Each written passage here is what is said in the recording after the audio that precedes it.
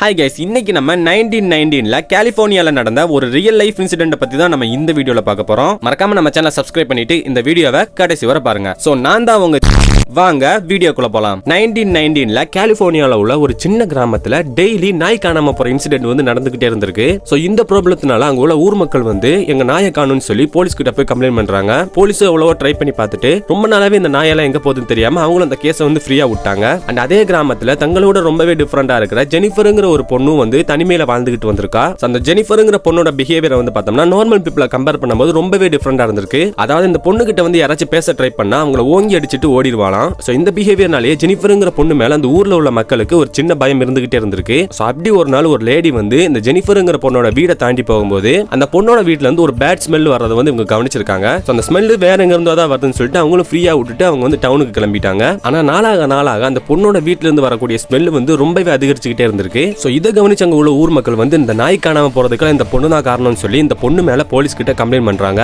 So complaint பண்ணதுக்கு அப்புறமா போலீஸ்க்கு வந்து எந்த ஒரு ப்ரூஃபுமே இல்லாததுனால இந்த ஜெனிஃபருங்கிற பொண்ணு வீட்டுல இல்லாத நேரம் பார்த்து அந்த பொண்ணோட வீட்டுல போலீஸ் சீக்ரெட்டா ஒரு கேமரா ஃபிக்ஸ் பண்ணி அந்த பொண்ணை ஆதாரத்தோட பிடிக்கணும்னு நினைக்கிறாங்க. சோ ஃபிக்ஸ் பண்ணி 1 வீக்குக்கு அப்புறமா அந்த கேமரால உள்ள ஃபுட்டேஜ் வந்து ரிகவர் பண்றாங்க. சோ அந்த ஃபுட்டேஜை பார்த்த போலீஸ்க்கு வந்து உண்மையாவே ஒரு பெரிய ஷாக் வந்து காத்துக்கிட்டு இருந்தது. அப்படி அந்த ஃபுட்டேஜஸ்ல என்ன இருந்துச்சுன்னு நீங்களே பாருங்க.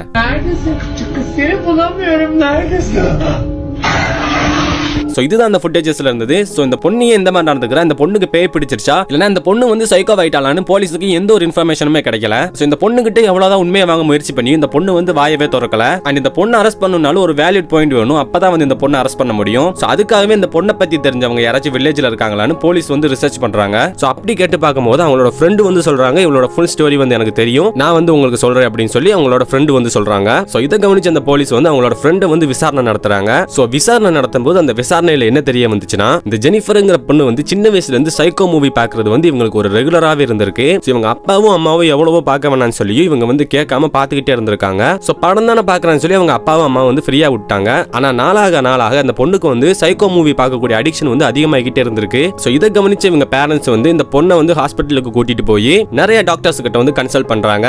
அந்த டாக்டர்ஸ் என்ன சொல்றாங்கன்னு பார்த்தோம்னா, இந்த ஊர்ல இருந்து அவளை வேற ஊருக்கு கொண்டு போங்க, ஒரு நல்ல பீஸ்ஃபுல்லான இடத்துக்கு கொண்டு போங்க, அப்போ இந்த சைக்கோ மூவி பார்க்குற மைண்ட் செட் வந்து அவளுக்கு கொஞ்சம் மாறும்னு சொல்லி அவளை வந்து வேற ஊருக்கு கொண்டு போறாங்க. அந்த ஊர் தான் அவங்க தங்கிட்டு இருந்த கலிபோர்னியால ஒரு சின்ன கிராமம். சோ அந்த கிராமத்துக்கு வந்த கொஞ்ச நாள்லயே ஜெனிஃபர் வந்து சைக்கோ மூவி அடிக்ஷன்ல இருந்து எப்படியோ வெளியே வந்துடுறாங்க. சோ இதை கவனிச்சு அவங்க அப்பா அம்மா வந்து சரி நம்ம பொண்ணு நார்மல் ஆயிட்டான்னு சொல்லி ஃப்ரீயா விட்டுறாங்க. அண்ட் கொஞ்ச நாளைக்கு அப்புறமா அவங்க அப்பா வந்து உடல் நலம் சரியில்லாம வந்து இறந்துடுறாரு. சோ இந்த சோகத்துல ஜெனிஃபர் இருக்கும்போது தான் கொஞ்ச நாள்லயே அவங்க அப்பாவை நினைச்சு அவங்க அம்மா வந்து சோகத்திலே இறந்துடுறாங்க. சோ அவங்க அப்பா அம்மா இறந்த சோகத்தை தாங்க முடியாம டிப்ரெஷன்ல ஜெனிஃபர் வந்து என்ன பண்றதுன்னு தெரியாம ரிலீஃப் ஆகிறதுக்கு வேண்டி சைக்கோ மூவிஸ் வந்து திரும்பியும் பார்த்து தொடங்குறாங்க. சோ நாளாக சைக்கோ மூவிஸ் பார்த்து இவங்களோட கண்ணு வந்து ஒன்றரை கண்ணாவே மாறிடுது. சோ இதை கவனிச்சு ஜெனிஃபரோட ஃப்ரெண்ட் வந்து ஜெனிஃபர் கிட்ட போகவே பயந்துகிட்டு வீட்டுக்கு வரதே நிறுத்திட்டாங்க. அண்ட் ரொம்ப நாளா ஜெனிஃபரை பார்க்காம இருந்த அவங்களோட ஃப்ரெண்ட் வந்து ஒரு நாள் வீட்டுக்கு பார்க்க வராங்க. அண்ட் அங்க ஜெனிஃபரோட ஃப்ரெண்ட் பார்த்தது என்னன்னு பார்த்தோம்னா, ஜெனிஃபர் ஆசையா வளர்த்த நாயா அவங்களே கடிச்சு கொல்றத வந்து அவங்களோட ஃப்ரெண்ட் வந்து பார்த்திருக்காங்க. அண்ட் அதுவும் கண்ணு வந்து ஒன்றரை கண்ணா மாதிரி ரொம்பவே கொடூரமா ஒரு சைக்கோ மாதிரி பிஹேவ் பண்ணி அந்த நாயை கடிச்சு கொண்டிருக்காங்க.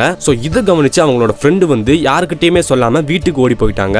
சோ இப்படி இருக்கும்போது ரெகுலரா ஊர்ல உள்ள நாயெல்லாம் காணாம போற பழக்கம் வந்து இருந்திருக்கு. அந்த நாயெல்லாம் எங்க போகுதுன்னு பார்த்தோம்னா, ஜெனிஃபர் தான் அந்த நாயெல்லாம் வீட்டுக்கு கொண்டு வந்து நிறைய சாப்பாடு கொடுத்து அந்த நாயை வந்து டெய்லி நைட்டு ஒரு நாயா கொண்டுகிட்டு இருந்திருக்காங்க. அண்ட் இதெல்லாம் இவங்க ஏன் பண்றாங்க எதுக்கு பண்றாங்கன்னு அவங்களுக்கே தெரியல. ஏன்னா அவங்க மைண்ட் வந்து இந்த சைக்கோ மூவி பார்த்ததுனாலவே அவ்வளவு டிப்ரெஸ்ட் ஆகி அவங்க வந்து இப்படி எல்லாம் பண்ண தோண்டி இருக்கு. சோ இதை கவனிச்ச போலீஸ் வந்து இவங்க வந்து இதை வேணும்னே பண்ணல, இவங்க வந்து ஒரு சைக்கோ பிஹேவியர்னால தான் இப்படி பண்றாங்கன்னு சொல்லி கவுன்சிலிங் எல்லாம் கொடுத்து ரொம்ப நாளைக்கு அப்புறம் அந்த ஜெனிஃபருங்கிற பொண்ணை கியூர் பண்ணி ரிலீஸ் பண்றாங்க. அண்ட் அதுக்கப்புறம் ஜெனிஃபர் வந்து கரெக்டா 1998 அதாவது அவங்களோட 79வது வயசுல உடல் நலம் சரியில்லாம இறந்தும் போறாங்க. சோ இந்த இன்சிடென்ட் தான் 90ஸ்ல கலிபோர்னியாவே கதி கலங்கி போன ஒரு இன்சிடென்ட்டா இருந்திருக்கு. சோ இதனால தான் கலிபோர்னியால நிறைய சைக்கோ மூவிஸே வந்து பேன் பண்ணாங்க.